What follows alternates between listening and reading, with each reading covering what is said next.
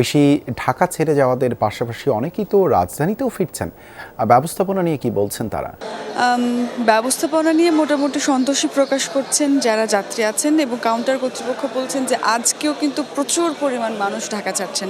Savoy Discount. Indulgence redefined.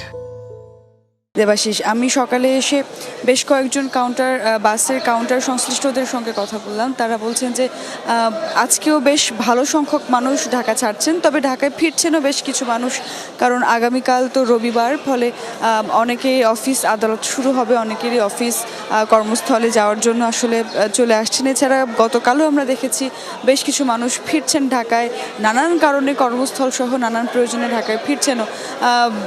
Ticket দিতে পারছেন না এমনও এক দুইজন কাউন্টার সংশ্লিষ্টরা বললেন যে যাত্রী আজকে এমন সংখ্যক যাত্রী যাচ্ছেন যে তারা সবাইকে টিকিটও সরবরাহ করে পারছে না। আমি একজনের সঙ্গে আসলে কথা বলতে চাই। ভাই, একটু বলেন তো আজকে যাত্রীর চাপ কেমন ঢাকায় ছাড়তে? হালকা পাতলা আছে, গাড়ি ঘোড়া কম, তো সব ঈদ করতে ওই মাথায় গেছে, এই জন্য এদিকে গাড়ি খুব কম, দুই একটা পরিবহনের ছাড়তে আছে, এই কারণে মোটামুটি যাচ্ছে।